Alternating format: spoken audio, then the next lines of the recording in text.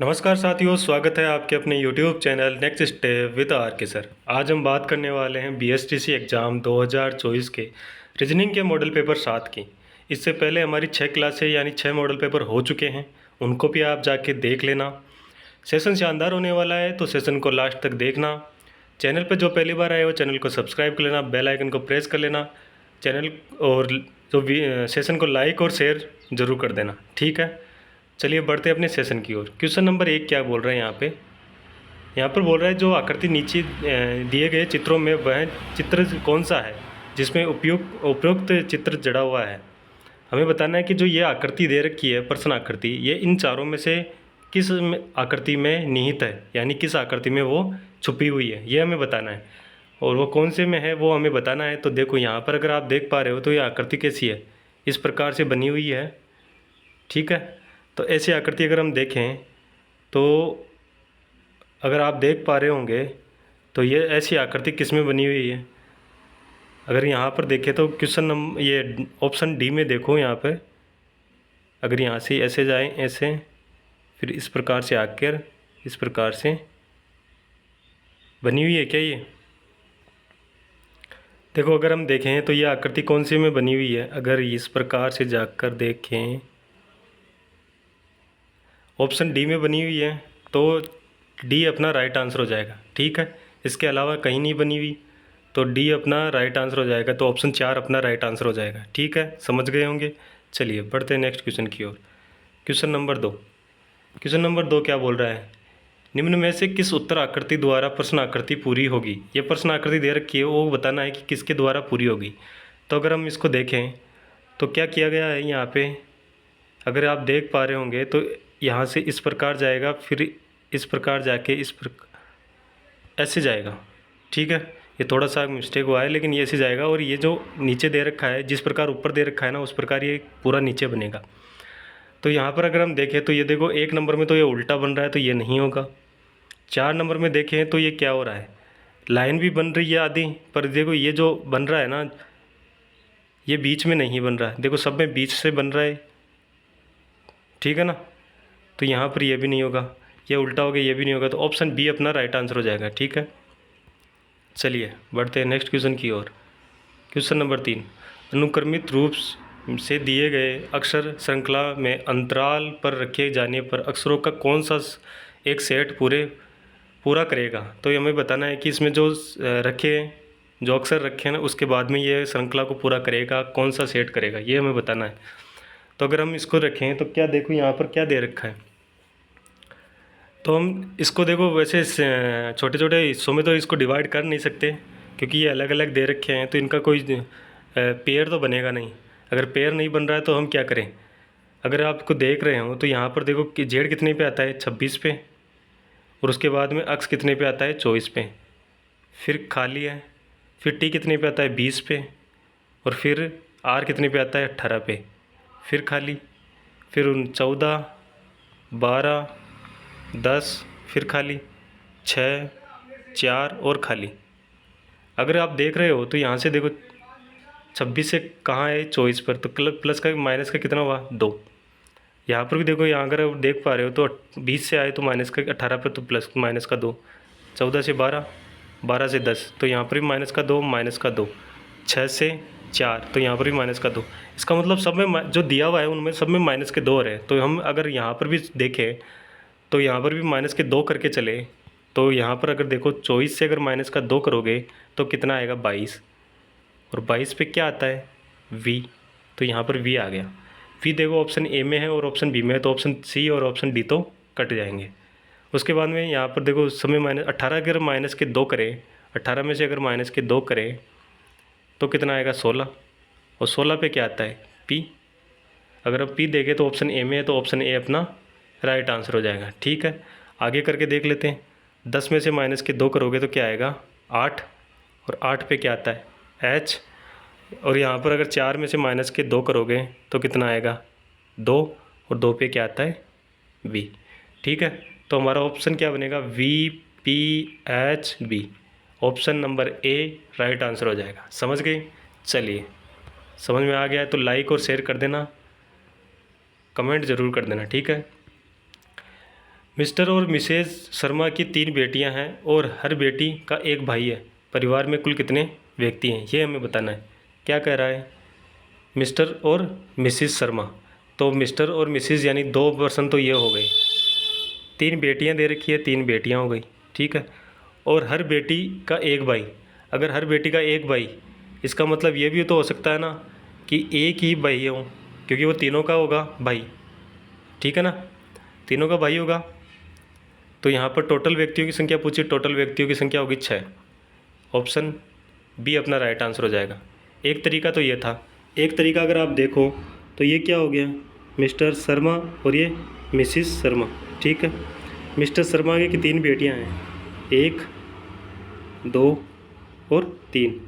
और अगर मान लो क्या बोला है कि तीनों बेटियों का एक एक भाई है, एक एक भाई, तो ये एक मान लो ये भाई इसका भी है, ये भाई इसका भी है और ये इसका भी भाई है। तो तीनों के लिए एक एक भाई हो गया ना, ये इसका भाई भी हो गया, इसका भाई भी हो गया और इसका भाई भी हो गया। तो ये यहाँ पर अगर हम देखें तो यहाँ पर क्या होगा, एक ही आएगा। जो भाई है ना वो कौन है, एक ही है सिर्फ, ठीक है।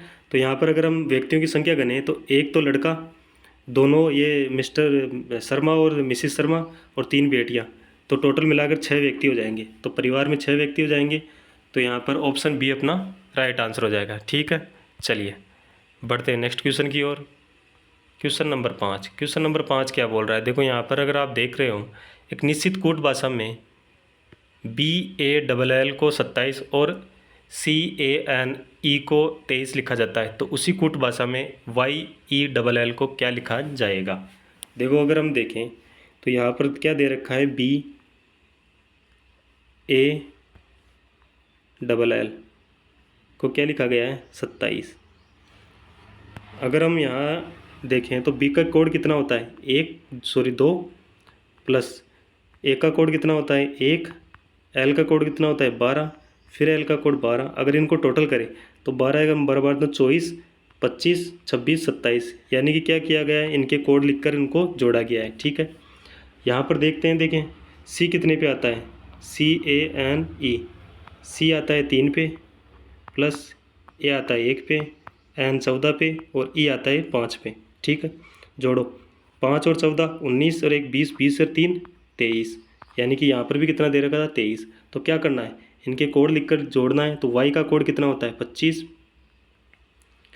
E का कोड कितना होता है 5, L का कोड कितना होता है 12, फिर L का कोड 12।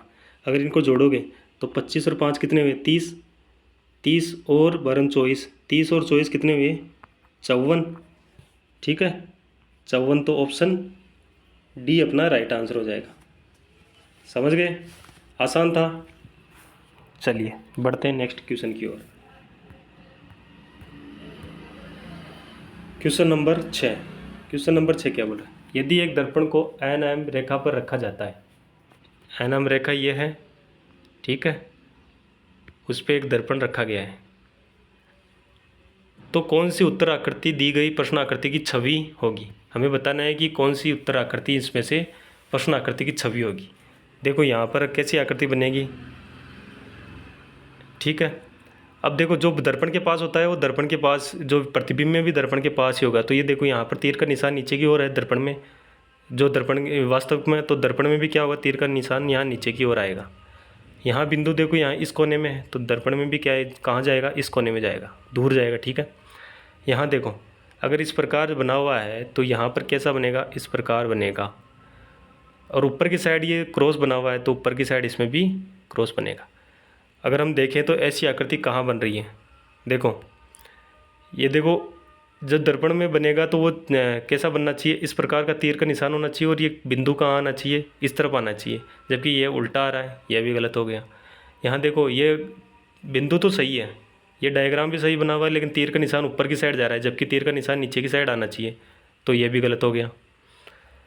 और यहाँ देखो डी में देखो, बी में देखो, एक बार बी में देखोगे, देखो तीर का निशान सही है, बिंदु भी सही है, पर जो ये डायग्राम बना हुआ है वो जो क्रॉस वाला था ना वो ऊपर होना चाहिए था, जबकि यहाँ पर नीचे की साइड है, तो ये भी नहीं होगा, ठीक है ना, ये भी नहीं होगा।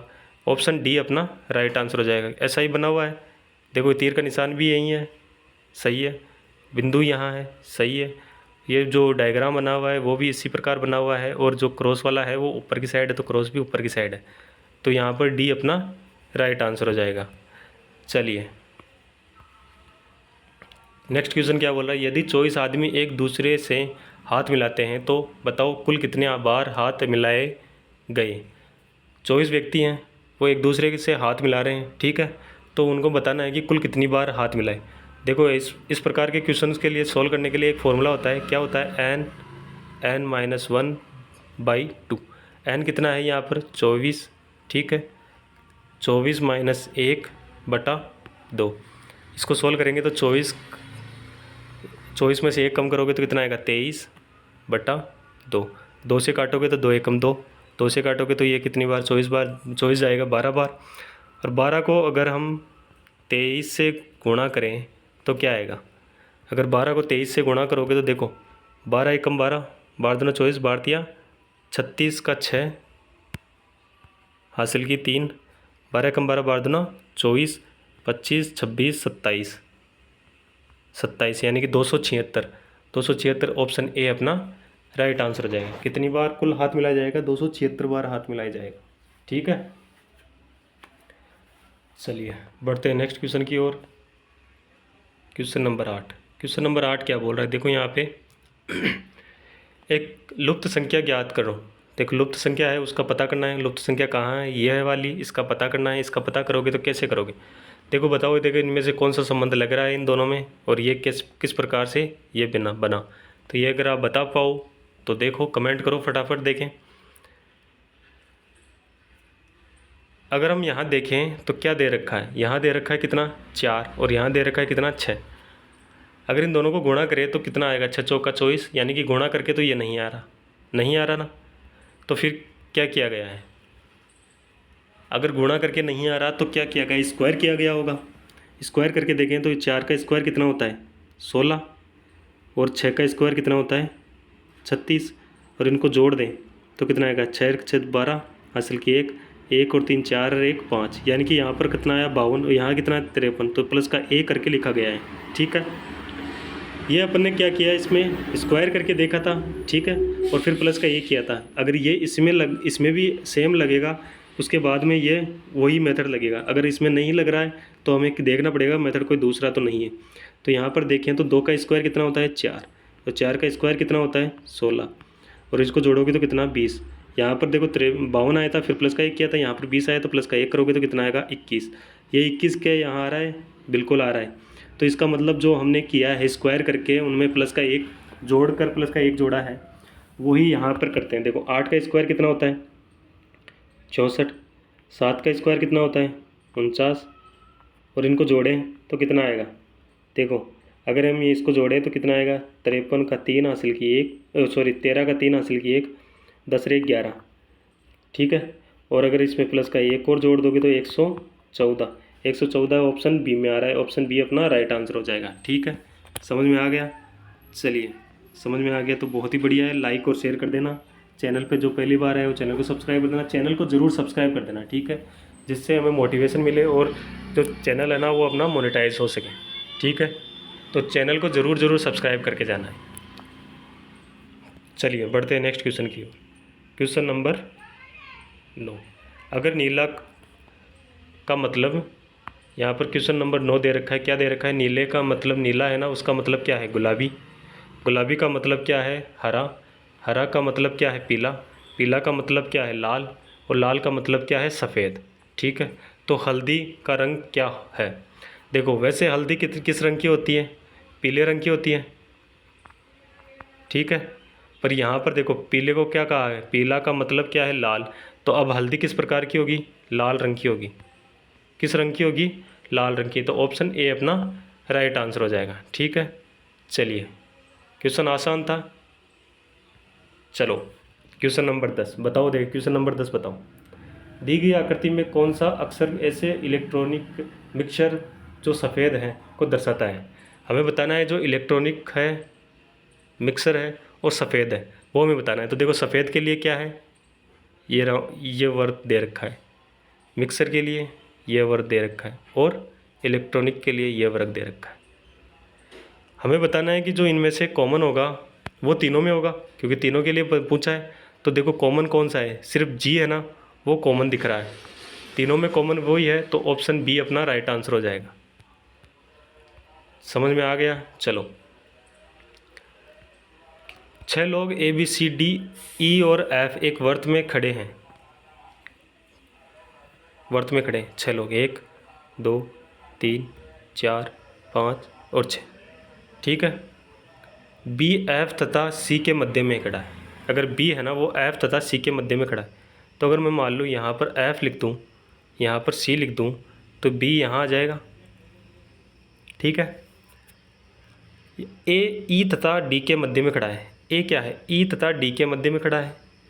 एफ डी के बाईं ओर है। एफ कहाँ है? डी के बाईं ओर है। तो अगर मान लो डी के बाईं ओर आएगा तो डी किस तरफ आएगा? उसका बायां आना चाहिए। तो अगर मान लो डी यहाँ आए तो एफ उसका बाईं तरफ आ जाएगा।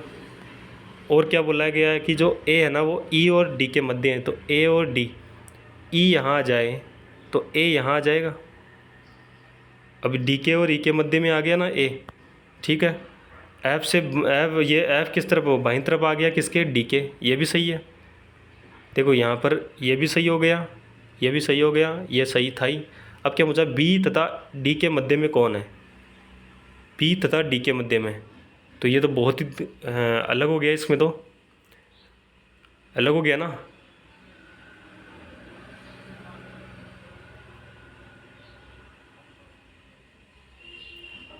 इसका मतलब हमने कहीं ना कहीं कुछ ना कुछ मिस्टेक की है। चलिए देखते हैं, इसको दोबारा बना के देखते हैं क्या बोला गया है। एक वर्त बना हुआ है, ठीक है, उसमें बैठे हुए हैं कितने? 6 बंदे खड़े हैं, सॉरी खड़े हैं। क्या बोला गया है कि एक वर्त है उसमें खड़े हैं। बी एफ तथा सी के मध्य में है। बी कहाँ है? एफ तथा सी के मध्य में। अगर बी यहाँ है, एफ तथा सी के मध्य में, अगर सी को यहाँ रख दें, ठीक है। ए ई तथा डी के मध्य में है। ए कहाँ है? ई तथा डी के मध्य में। अगर मान लो डी को यहाँ रखें, ए यहाँ आए और बी कहाँ आए? ओ सॉरी, ई यहाँ आ जाए, ठीक है, हो गया। उसके बाद में बताओ, देखें यहाँ पर ये हो गया, ई ए आ गया ई के मध्य में, ठीक है। एफ डी के बाईं ओर है। अब देखो एफ क्या है? डी के बाईं ओर है, जस्ट बाईं ओर है, ठीक है ना, हो गया जस्ट बाएं। तो बी तथा डी के मध्य में कौन है? अब बी तथा डी के मध्य में कौन है? बी तथा डी के मध्य में कौन है? एफ है। तो एफ यानी सी ऑप्शन अपना राइट आंसर होता है। इस बार सही आया, ठीक है, सही आया है ना। उस टाइम तो क्या है कि उनके बीच में ज़्यादा बंदे थे, पर यहाँ पर सेम सही है। चलिए, समझ में आ गया होगा, आसान था। और ये एक आसान क्वेश्चन आपके सामने क्या बोल रहा है? नीचे दिए गए अनुक्रम में लुप्त संख्या ज्ञात करना है। देखो अनुक्रम में लुप्त संख्या बतानी है। क्या दे रखा है? बी डी एच एन, ठीक है, और क्वेश्चन मार्क। अगर हम इनके क्या करें, नंबर लिख के देख लें। बी कितने पे आता है? 2 पे। डी कितने पे आता है? 4 पे। एच कितने पे आता है? 8 पे। एन आता है 14 पे, और क्वेश्चन मार्क, ठीक है। अगर हम देखें तो यहाँ से देखो 2 से कितना हुआ? 4, प्लस का कितना? 2। 2 से कितना हुआ? 8, प्लस का कितना? 4। 8 से कितना हुआ? 14, प्लस का कितना? 6। और 14 से यहाँ प्लस का कितना करोगे? 8, क्योंकि देखो यहाँ से 2 हुआ है, फिर 4, फिर 6, तो फिर आ गया 8 आएगा। 14 और 8 को जोड़े तो कितना आएगा? 22। और 22 पे क्या आता है? वी आता है। वी ऑप्शन बी में है, तो बी अपना राइट आंसर हो जाएगा, ठीक है। तो क्वेश्चन मार्क की जगह क्या आएगा? वी, ऑप्शन बी अपना राइट आंसर हो जाएगा। चलिए बढ़ते हैं नेक्स्ट क्वेश्चन की ओर। नीचे दिए गए विकल्पों में से संबंधित संख्या ज्ञात करनी है। देखो यहाँ पर जो संबंध दे रखा है वो यहाँ पर वाले में भी संबंध लगेगा। तो अगर हम यहाँ देखें तो यहाँ पर कितना है? 15, और यहाँ पर कितना है? 25। अगर सबसे पहले इसमें क्या देखें हम, अगर यहाँ पर देखो तो यहाँ पर क्या आएगा? अगर आप देख रहे हो तो इसमें देखो, अगर आप अंतर देखते हो तो कितने का है? 10 का है। पर यहाँ पर अगर 10 का अंतर देखोगे तो कितना आना चाहिए? 34 आना चाहिए, पर 34 तो ऑप्शन में है ही नहीं। तो इसका मतलब जो हमने देखा वो क्या? गलत देखा। इसका मतलब जो हमने सोचा वो संबंध नहीं होगा, इसमें कोई और संबंध लगाना पड़ेगा। तो यहाँ पर अगर देखोगे तो ये क्या है? 5 गुणा 3, और ये क्या दे रखा है? 5 गुणा 5। अगर इसको देखें तो ये क्या है? 8 गुणा 3, 8 3 24 होता है, ठीक है। तो यहाँ देखो, यहाँ पर क्या है, एक संख्या तो सेम थी, तो यहाँ पर भी 8 तो सेम आएगा। यहाँ पर क्या 3 तो आ गया, और अब क्या है 5, तो 5 से गुणा करोगे तो कितना आएगा 40, 8 पंजो 40, यानी ऑप्शन ए अपना राइट आंसर हो जाएगा, ठीक है। चलिए क्वेश्चन नंबर 14 क्या बोला है, दिए गए विकल्पों में से असंगत शब्द को पहचानें। असंगत शब्द को पहचानना है, तो देखो अगर असंगत शब्द को पहचानेंगे तो हम क्या करेंगे, सबसे पहले इनके नंबर करके देखेंगे, क्योंकि ऐसे पता नहीं चल रहा। तो यहाँ पर अगर हम देखें तो एफ कितने पे आता है 6 पे, जी कितने पे आता है 7 पे, आई 9 पे, जे 10 पे, ठीक है। यहाँ पर देखो एच आता है कितने 8 पे, आई आता है 9 पे, वी कितने पे 22 पे, और यहाँ पर डब्ल्यू देखें तो कितने पे 23 पे। यहाँ से देखें तो टी कितने पे आता है 20 पे, यू कितने पे आता है 21 पे, ओ 15, और पी कितने पे 16 पे। यहाँ देखो ए कितने पे आता है 1 पे, सी कितने पे आता है 3 पे, और डी कितने पे आता है 4 पे, एफ कितने पे आता है 6 पे। आपको पता चल ही गया होगा कि इसमें क्या हुआ है। देखो यहाँ से अगर हम देखें तो यहाँ पर क्या हुआ है प्लस का 1, और इसमें भी क्या हुआ है प्लस का 1, 8 से 9 प्लस का 1, 22 से 23 प्लस का 1, 20 से 21 प्लस का 1, 15 से 16 प्लस का 1। यहाँ से देखो यहाँ कितना 1, 1 से कितना 3, तो प्लस का कितना हुआ 2। यहाँ पर देखो 4 से कितना 6 प्लस का 2, तो यहाँ पर जो विषम हुआ वो कौन सा हुआ, ऑप्शन नंबर ए अपना राइट आंसर हो जाएगा, जो विषम है। क्यों है विषम, क्योंकि इसमें 2 का गैप दे रखा है, बाकी सभी में क्या है सिंगल 1 का गैप है, ठीक है ना। तो यहाँ पर जो विषम होगा वो होगा ऑप्शन नंबर ए। समझ में आ गया। चलिए बढ़ते हैं क्वेश्चन नंबर 15 की ओर। क्वेश्चन नंबर 15 क्या बोल रहा है, देखो यहाँ पे डी है, डी ए का पुत्र है, डी क्या है ए का पुत्र है, ठीक है। सी पी की माँ है, सी क्या है पी की माँ है, और डी की पत्नी है। ये जो डी की पत्नी कौन होगी, सी होगी, और वो क्या है पी की माँ है, पी की माँ है, ठीक है। तो बताओ ए सी से किस प्रकार संबंधित है। देखो सी से, तो सी से यानी जो जिसके साथ से लगा हुआ है उसका बताना नहीं है, जो बाकी बच गया उसका बताना है, तो ए का बताना है।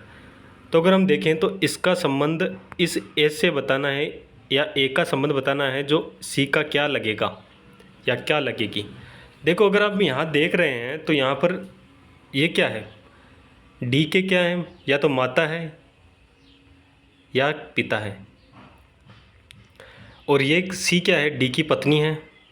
तो पत्नी तो या तो ये ए क्या होगा ससुर होगा,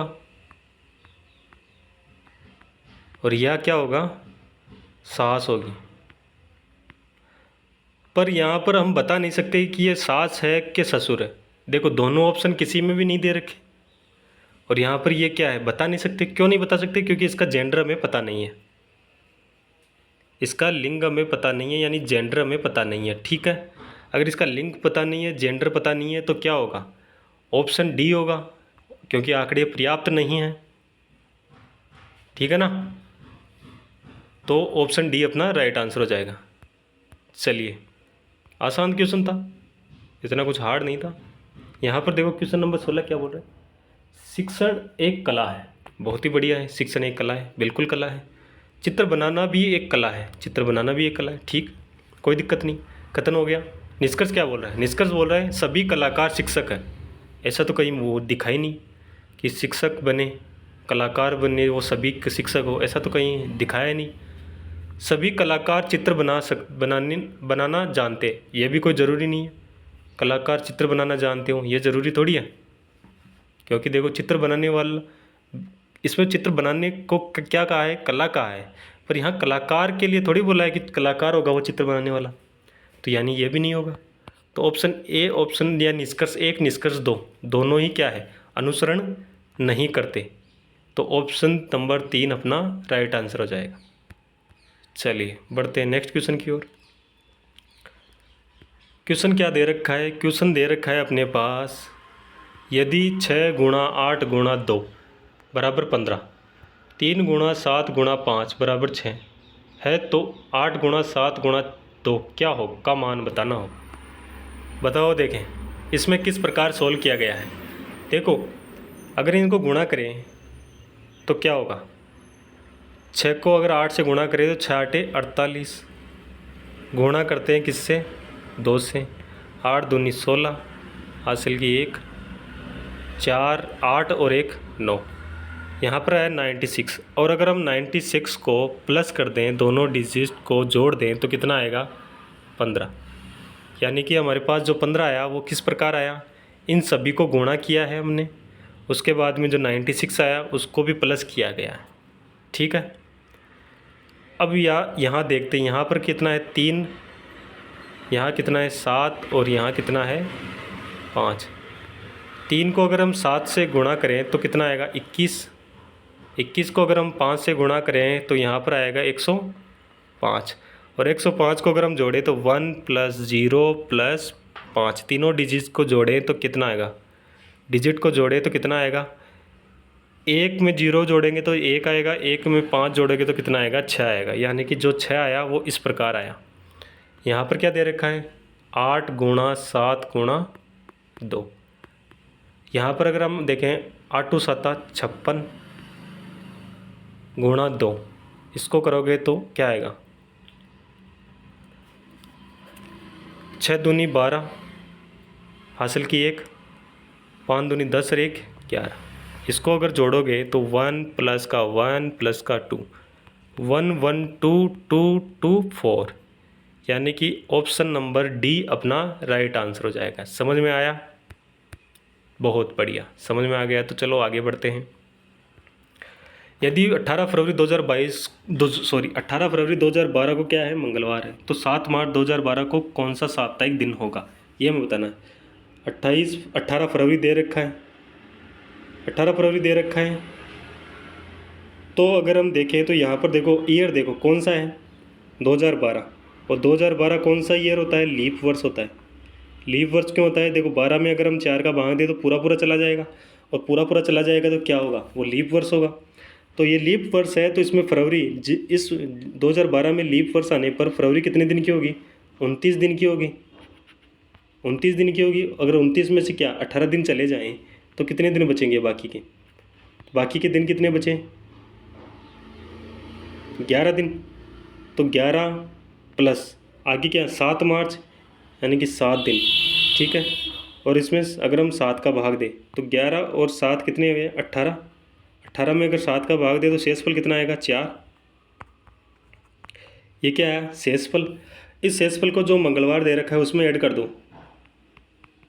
मंगलवार में 4 जोड़ोगे तो क्या आएगा, मंगलवार के बाद में क्या आता है, बुधवार, गुरुवार, शुक्रवार और शनिवार, यानी शनिवार डी ऑप्शन अपना राइट आंसर हो जाएगा। ठीक है, चलिए बढ़ते हैं नेक्स्ट क्वेश्चन की ओर। Question number 19। क्वेश्चन नंबर 19 क्या बोल रहा है, देखो यहाँ पर, सूर्य शाम को सूरज की ओर मुख करके चलना शुरू करता है। क्या बोला गया, शाम को। हमें पता है, क्या पता है, सूरज पूर्व से उगता है और जब शाम किस तरफ होती है, पश्चिम की ओर, उसको सनसेट होता है। सनसेट होता है, सनराइज़ होता है पूर्व की ओर, सनसेट होता है कितने, पश्चिम की ओर। तो ये क्या बोला, शाम में सूरज की ओर, तो शाम में सूरज किस तरफ होगा, पश्चिम की ओर होगा। समझ गए, तो यहाँ से ये चलना शुरू करता है किस तरफ, पश्चिम की ओर। ठीक है, आगे क्या बोल रहा है, कुछ देर बाद वह दायां मुड़ जाता है। दायां यानी कि क्लॉकवाइज, क्लॉकवाइज यानी कि ऊपर की साइड चलेगा, ये उसका दाईं साइड आएगा। बाद में वह बायां ओर मुड़ जाता है, बायां एंटी क्लॉकवाइज यानी इस दिशा में। अब बताओ वह किस दिशा में आगे बढ़ रहा है, तो ये दिशा कौन सी है, दिशाएं पता है, ये पूर्व होती है, ये पश्चिम होती है, ये उत्तर होती है और ये दक्षिण होती है। तो ये इस दिशा में जा रहा है, ये दिशा कौन सी है, ये पश्चिम दिशा है। ठीक है, पश्चिम, यानी कि ऑप्शन बी अपना राइट आंसर हो जाएगा। चलिए, आसान सा क्वेश्चन था, इतना कुछ था नहीं इसमें, आसान क्वेश्चन थे, इसलिए लास्ट क्वेश्चन आ गया। इसका क्या क्वेश्चन था, लास्ट 4 शब्द दिए गए हैं। यदि शब्दकोश क्रम में व्यवस्थित किया जाए तो उनमें से कौन सा तीसरा स्थान होगा, तीसरा स्थान होगा। इसके लिए क्या करते हैं, जो कॉमन होता है उसको हटा देते हैं। देखो यहाँ पर एच कॉमन आ रहा है तो एच को हटा दिया, फिर देखो आई आ रहा है, फिर आई और यहाँ पर ए, तो जो डी वाला है ना वो 1 नंबर पे आएगा, ठीक है। उसके बाद में क्या है, तीनों में आई दे रखा है तो फिर आई को छोड़ के आगे वाला देखेंगे। यहाँ पर कितना है, सी कितने पे आता है, 3 पे। डी कितने पे आता है, 4 पे। और जी कितने पे आता है, 7 पे। तो 3 वाला आएगा तो ए, फिर आएगा कौन सा, 4 वाला तो क्या बी, और फिर आएगा कौन सा, सी। क्या पूछा है, तीसरा पूछा है। तीसरा देखो यहाँ पर कौन है, बी है। बी है तो ऑप्शन बी अपना राइट आंसर हो जाएगा, ठीक है ना। सेशन कैसा लगा, अच्छा लगा तो लाइक कर देना, शेयर कर देना। चैनल पे जो पहली बार आए वो चैनल को सब्सक्राइब कर लेना। चैनल को सब्सक्राइब ही करना है, ठीक है ना। बेल आइकन को प्रेस कर लेना कि नोटिफिकेशन आपको मिलता रहे। चैनल को सब्सक्राइब कर लेना, लाइक और शेयर तो करना है ही आपको, ठीक है।